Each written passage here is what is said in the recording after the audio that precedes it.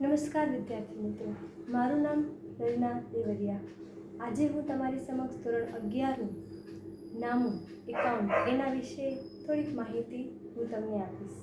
કેવી રીતે એકાઉન્ટ ચાલુ થયું, કેવી રીતે નામું આવ્યું, શા માટે આપણે એકાઉન્ટ કરીએ છીએ, એના માટે આપણે જોઈએ તો શરૂઆતમાં જ્યારે આપણી પૃથ્વીનું સર્જન થયું ત્યારે એ પૃથ્વી ઉપર જાતિ આવી, એટલે કે જીવન આવ્યું।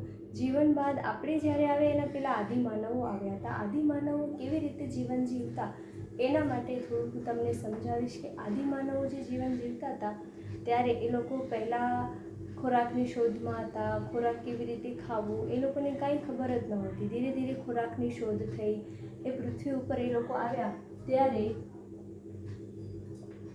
ખોરાકની શોધ કરી, પછી આ અગ્નિની શોધ કરી, પછી મીઠાની શોધ કરી, એટલે કે નમક શોધ્યો। પછી એવી રીતે એ લોકો ધીરે ધીરે ઘર બનાવતા શીખ્યા।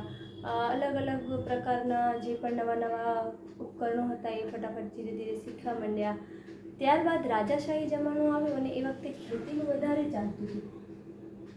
ખેતી લોકો વધારે કરતા હતા, તો ખેતી શા માટે? ખોરાક ખાવા માટે। આપણા માટે ખેતી બહુ જરૂરી છે। તો ખેતીનું જ્યારે પ્રમાણ ચાલ્યું ત્યારે એ લોકો એકબીજાને વસ્તુઓ દેતા શીખ્યા। ઘઉં હોય જેના પાસે તો એ લોકોને ઘઉં માંગવું પડતું, કોઈના પાસે બાજરી હોય તો એ લોકો પાસે બાજરી માંગવી પડતી। આપસમાં એ લોકો લેવડ દેવડ ચાલુ રાખી। આ બધાની પછી આપ લે ચાલુ થઈ, જેમ કે ઘઉંની બદલે બાજરી, બાજરીની બદલે દૂધ, દૂધની બદલે કાપડ વગેરે પ્રમાણે જે પણ આપણે જરૂરિયાત હતી એ પ્રમાણે ધીરે ધીરે એ લોકો એકબીજાને દેવા માંડ્યા, એકબીજા સાથે લેવા માંડ્યા। આ પ્રથાને કહેવામાં આવતી સાટા પ્રથા। આ સાટા પ્રથા ઘણા વર્ષો સુધી ચાલવા માંડી। આ સાટા પ્રથામાં ધીરે ધીરે મૂંઝવણો આવવા લાગી। કઈ કઈ મૂંઝવણો આવવા લાગી એ આપણે જોઈએ તો સાટા પ્રથામાં જે મૂંઝવણો આવવા લાગી એ એક મૂંઝવણ હતી એકમની, કે એ લોકોનું એકમ ન જળવાઈ રહ્યું। બીજી મૂંઝવણ આવી તો એ લોકોને જે પ્રમાણે માલ જોઈતું હતું એ પ્રમાણે એ લોકોને મળવા ના માંડ્યું।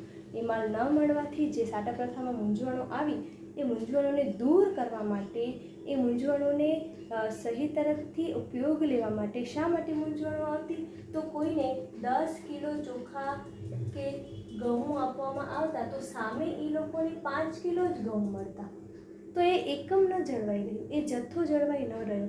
એના માટે ઘણી બધી મુશ્કેલીઓ થઈ, ઘણા બધા ઝઘડા, વિવાદ ઘણા બધા એ લોકો પાસે મૂંઝવણો આવી। એ મૂંઝવણોને દૂર કરવા માટે જે સિક્કાની શોધ થઈ, એ સિક્કો પહેલાં આવ્યો। એ સિક્કો પહેલાં ચાંદીનો આવ્યો। એ ચાંદીની સિક્કાની શોધ થઈ। ચાંદીનો સિક્કો પહેલાં આપણા આવ્યો ઇન્ડિયામાં। એ ચાંદીનો સિક્કો આવ્યો એ પ્રમાણે પછી ધીરે ધીરે તાંબાના સિક્કા બનવા માંડ્યા, સોનાના સિક્કા બનવા માંડ્યા। આમ અલગ અલગ પ્રકારના પહેલાં તો સિક્કો આવ્યો આપણા જીવનમાં। એ સિક્કા ઉપરથી પ્લાસ્ટિકનો સિક્કો પણ આવ્યો, એમ સિક્કા ઉપરથી નોટ આવી, પછી નોટ આવી। એ નોટ અને સિક્કાનો જે હિસાબ રાખવામાં આવે છે એ હિસાબ રાખવાની પદ્ધતિને આપણે કહીએ છીએ નામું અથવા તો એકાઉન્ટ। એમાં બે રીતો છે, એક રીત એક નોંધીનામા પદ્ધતિ અને બીજી રીત છે દ્વિનોંધીનામા પદ્ધતિ। આ બે રીતો છે, આપણે એક નોંધીનામા પદ્ધતિ અને દ્વિનોંધી। આ પ્રમાણે આટલી બધી પ્રોસેસ પછી આ સિક્કો આવ્યો અને સિક્કાનો હિસાબ રાખવા માટે આપણે એકાઉન્ટ ભણીએ છીએ, આપણે એકાઉન્ટ કરીએ છીએ। તો આજની તમારી માહિતી મારી એકાઉન્ટ વિશેની હતી। એના માટે તમને કાંઈ પણ મૂંઝવણ હોય, કાંઈ પણ પ્રશ્ન હોય તમે કમેન્ટ કરી શકો છો અને અમારો વિડીયો શેર અને લાઈક સબસ્ક્રાઈબ કરજો। એનો ધન્યવાદ, આભાર।